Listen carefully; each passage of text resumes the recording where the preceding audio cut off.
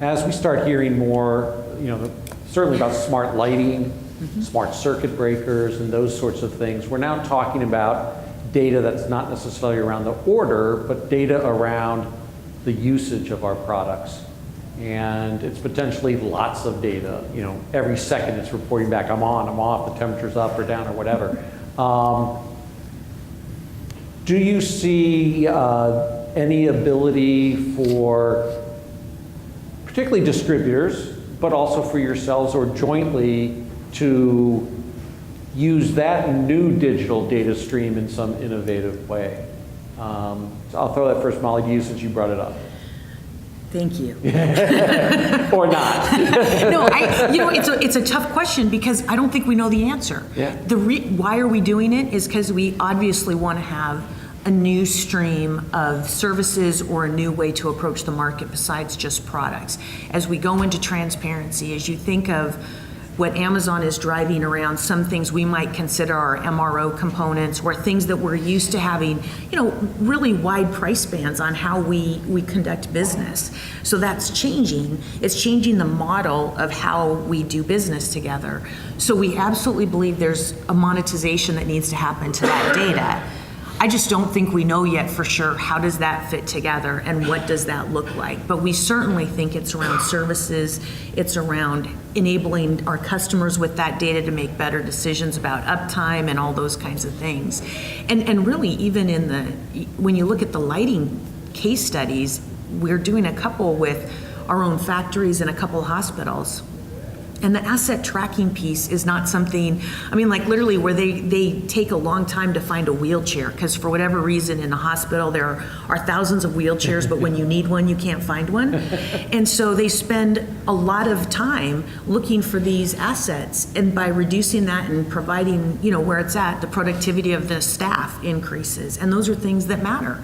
I don't know yet how we go sell that, right? Yeah. It's what we're looking at. So I think in some cases, in plants and manufacturing facilities with safety and reliability, you have an easier time coming to those solutions. We still just don't know what they are, but we know we need to have them. Right. And we know that, to your point on analytics, right? Being really good at analytics and being able to use that data and then figure out, not just get data for the sake of data, but what does that mean in terms of how I'm helping my customer either solve their problem, get to a better answer. That's what that purpose is. Just having it won't matter, and we're still learning. So still thinking about it. Other thoughts on that? So from a Square D standpoint, I mentioned EcoStruxure, which is really our go-to-market with respect to connected products. And really there's three aspects to it, right? The product itself, whether it's the circuit breaker that's connected, and providing continuously data on the product. And then there is a layer of what we call edge applications that sit at the edge that can help with managing the asset, that can help with with performance management, et cetera, right? So there's edge applications that sit, and then there's analytics, data that goes back to the cloud, and analytics that you can build on top of it. So there's kind of the three, call it, layers of our overall platform from a connected asset standpoint. Now, how do you actually take it and monetize it, and what is the, what's the role of the channel, and how do we work together on it? I think there's a couple of aspects to it. One, it's how do we actually go in and understand, you're in a different mode when you're trying to actually sell connected products and drive value out of it. In some ways, you're really trying to solve customer problems, right? And really going, transforming the way we sell to what type of problems are you trying to solve from a customer, whether it's a hospital, whether it's in an industrial setup, whether you can drive predictive analytics to reduce downtime of, equipment that is a significant impact to the end user or the customer.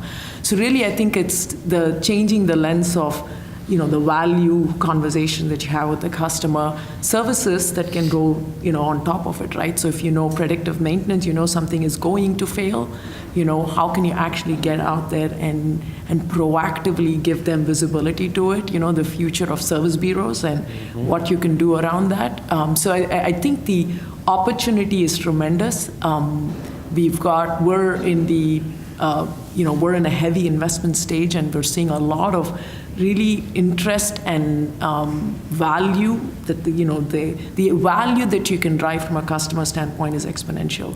The approach is slightly different to what you would have been doing traditionally. So I think it's a journey to go together on, right? Honestly. Drew, any thoughts on the IoT and services going forward based on that type of data as opposed to transactional data? Yeah, I think it's going to be a big thing, right? I mean, for those of you familiar with GE and its predix application and Internet of Things and everything we're trying to drive as a digital industrial company, I think it's going to be really big for us. I think, and it's big for big equipment, right? So you have jet engines, you have trains, you have those things. I think one thing within our segment of the business is trying to understand is what does that look like at our level in electrical products, right? Am I going to put a sensor on every circuit breaker? Am I going to put a sensor on every safety switch? What does that tell me?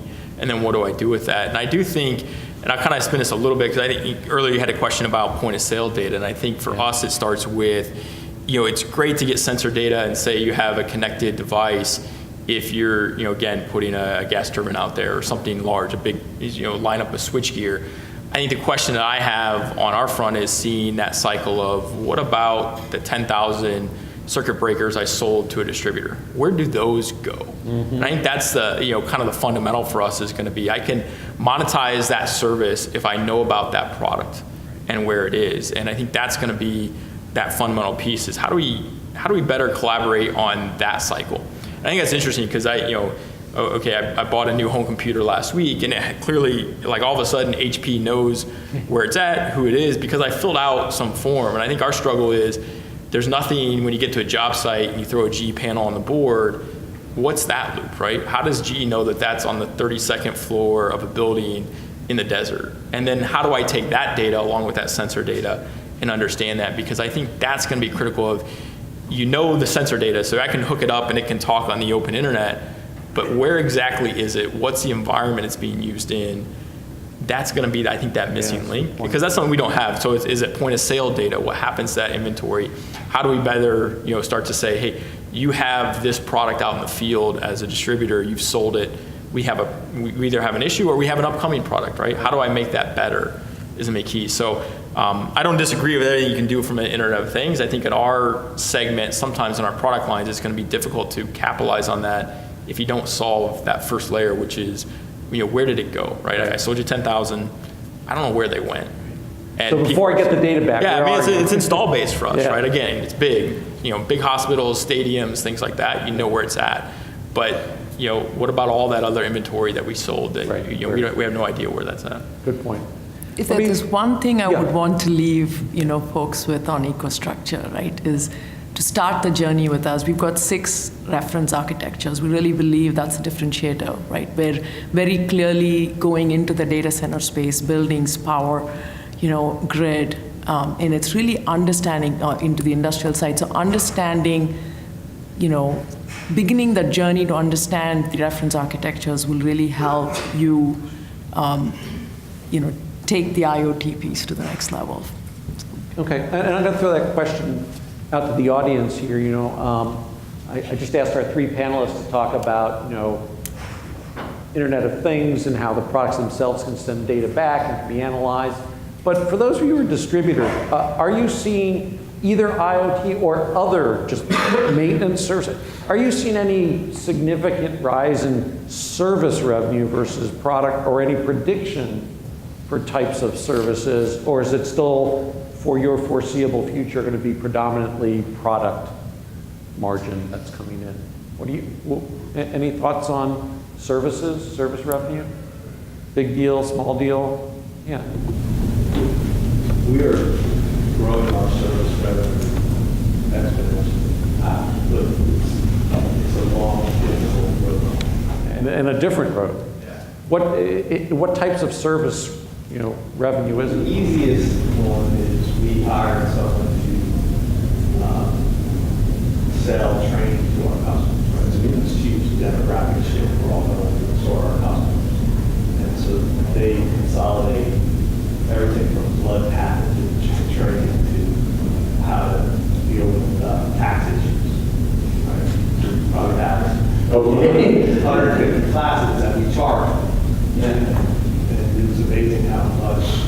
how willing the customers are to pay for it. And then we do some automation work, so we'll build some products, we'll do some programming, and I expect that is part of our strategy moving forward to remain relevant in a channel where a lot of products are becoming more and more commoditized. Right.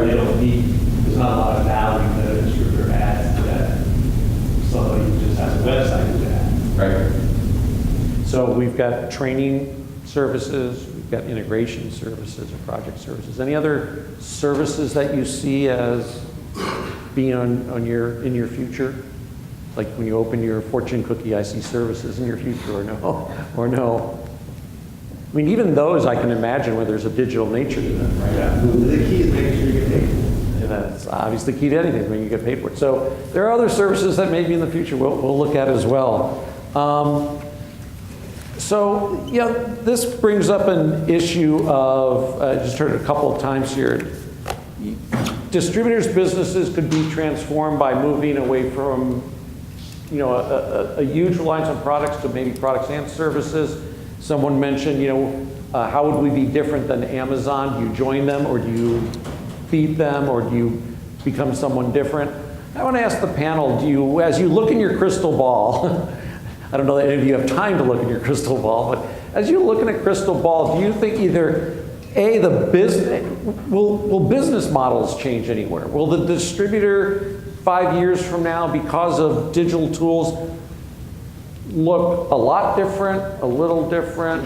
Will your business model look different? Will it have any revenue streams that are not traditional today? Will the relationship look any different? So we talk about digitization as being transformative. Do you see that as the case? Do you think actual business models will change? Okay, Drew, go ahead. Yeah, I think in our perspective, and I'll pick on maybe that last point you made, is just, I think the relationship greatly changes. I think we're hearing a lot about, okay, you show up on my doors, here's a tool, here's how to do business with me. Hope you like it, hope you can order product, and you kind of go. I think it's really about that collaboration piece. And so we've just been talking about it. I think that's the relationship that's going to change.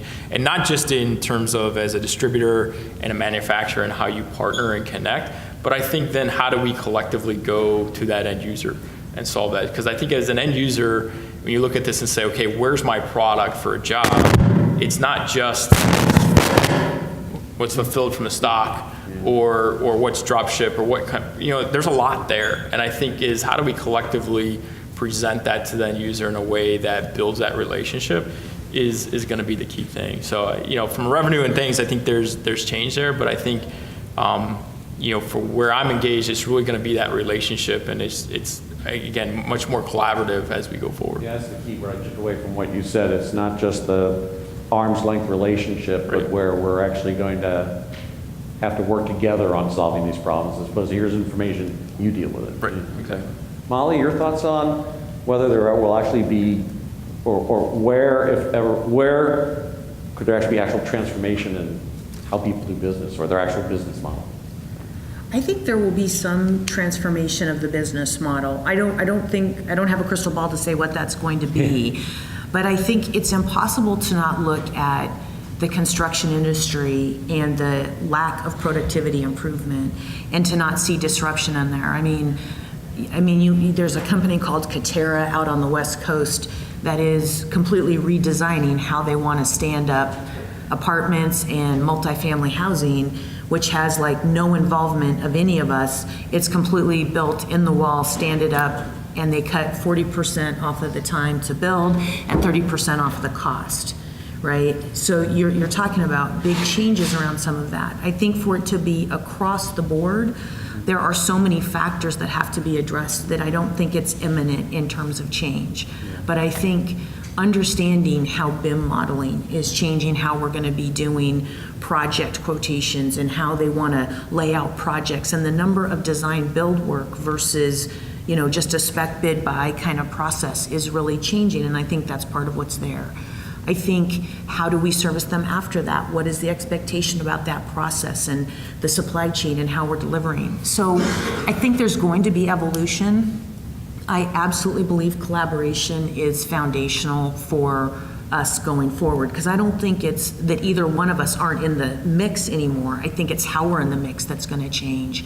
And I think it's about working and talking and being transparent about what's working and what isn't working, and why keeping your distributors really close. I mean, we have lots of conversations with our distributors because we want to know what they're thinking, what are they hearing, what's working for them, what isn't working, because it's going to be an evolution. It's not just going to happen. It's our job to be putting in underlying pieces that can help us be successful, which is why we're really focused on some foundational pieces to accelerate. But I think it's going to come, and I don't think it's going to happen next year, but I think one day we're going to wake up and be like, wow, can you believe how different it is to do this today than it was, 2 years ago? Because it will kind of happen that way.